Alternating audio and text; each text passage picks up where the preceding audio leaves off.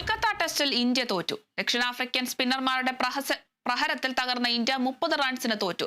ജയിക്കാവുന്ന മത്സരം ഇന്ത്യൻ ബാറ്റ്സ്മാൻമാർ അടിയറവ് വെച്ചു. 124 റൺസ് വിജയലക്ഷ്യവുമായി ബാറ്റിംഗിനിറങ്ങിയ ഇന്ത്യ 93 റൺസിന് പുറത്തായി. ദക്ഷിണാഫ്രിക്കൻ ബോളർമാരുടെ ആക്രമണത്തിൽ ഇന്ത്യൻ ബാറ്റർമാർക്ക് പിടിച്ചു നിൽക്കാനായില്ല.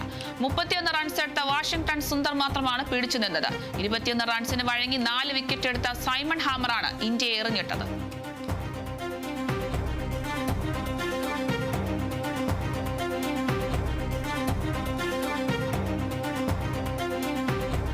കൊൽക്കത്ത ടെസ്റ്റിലാണ് ഇന്ത്യക്ക് തോൽവി നേരിട്ടിരിക്കുന്നത്. ദക്ഷിണാഫ്രിക്കൻ സ്പിന്നർമാരുടെ പ്രഹരത്തിൽ ഇന്ത്യ തകർന്നിരിക്കുന്നു. 30 റൺസിനാണ് തോൽവിയേറ്റിരിക്കുന്നത്. ജയിക്കാവുന്ന മത്സരം ഇന്ത്യൻ ബാറ്റ്സ്മാൻമാർ അടിയറവ് വെച്ചിരിക്കുന്നു. 124 റൺസ് വിജയലക്ഷ്യവുമായി ബാറ്റിംഗിനിറങ്ങിയ ഇന്ത്യ 93 റൺസിനാണ് പുറത്തായിരിക്കുന്നത്. ദക്ഷിണാഫ്രിക്കൻ ബൗളർമാരുടെ ആക്രമണത്തിൽ ഇന്ത്യൻ ബാറ്റർമാർക്ക് പിടിച്ചു നിൽക്കാനായില്ല.